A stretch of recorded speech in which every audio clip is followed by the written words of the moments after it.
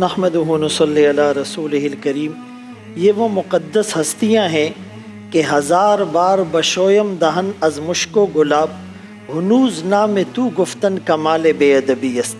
اگر ہم 1000 مرتبہ اپنے منہ کو مشک و عنبر سے دھو ڈالے پھر بھی یہ نام لینا بے ادبی نظر آتا ہے۔ امام الانبیاء کی تصویر،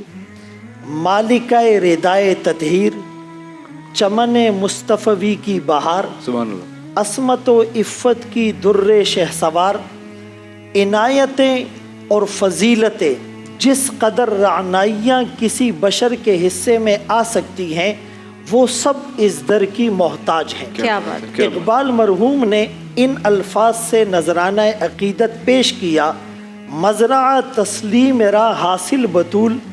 مادرارا اسوائے کامل بطول، کہ ساری عورتوں کے لیے، ماؤں کے لیے، بہنوں اور بیٹیوں کے لیے اگر کوئی کامل اسوہ ہیں عورتوں میں تو وہ حضرت فاطمہ رضی اللہ عنہا اللہ تعالیٰ بطور بیٹی کے 5 سال کی عمر ہے جب نبوت غار حرا سے تجلیات الہی کو لے کر گھر میں آتی ہوگی تو یہ ننھی فاطمہ در پر جا کر استقبال کرتی ہوگی، سبحان اور آمنہ کے لال عبداللہ کے نور نظر اس لخت جگر کو روشن اور منور سینے سے لگاتے ہوں گے، اور وہ جو اکتساب فیض تجلیات الہی کا غار حرا میں ہوا تھا وہ ڈائریکٹ حضرت فاطمہ رضی اللہ عنہا کے سینے میں منتقل ہوا ہوگا۔ یہی تو وجہ ہے کہ حضرت فاطمہ رضی اللہ عنہا کے بارے میں امی عائشہ رضی اللہ عنہا فرماتی ہیں، میں نے رسول اللہ صلی اللہ علیہ وسلم کے سب سے زیادہ مشابہ اگر کسی کو دیکھا ہے وہ حضرت فاطمہ رضی اللہ عنہا ہے،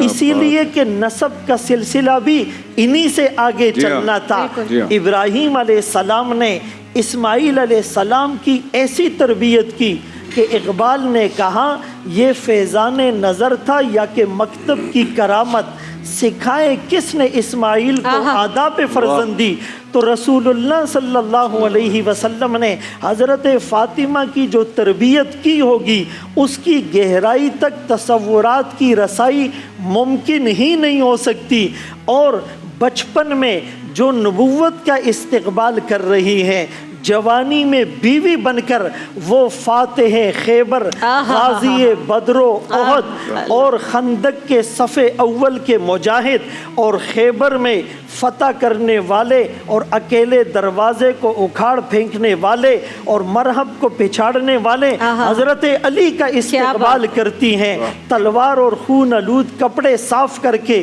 داد شجاعت دیتی ہیں، اور یہی حضرت فاطمہ ماں بن کر حسن اور حسین کا استقبال کرتی ہیں۔ اگر ماں جنت کی عورتوں کی سردار ہیں تو وہ بیٹے جنتی جوانوں کے سردار ہیں، اور حضرت علی اور فاطمہ رضی اللہ عنہا کی حصے میں جو سعادتیں آئی وہ یہ تھی کہ ان دونوں کی تربیت آغوش نبوت میں ہوئی، اور بیٹی ہونے کے ناطے وہ باپ کے بستر پر کئی دفعہ سوئی، لیکن ہجرت کے موقع پر حضرت علی بھی رسول اللہ صلی اللہ علیہ وسلم کے بستر پر سوئے ہیں۔ تراہم رکعن سجدہ کمزداق،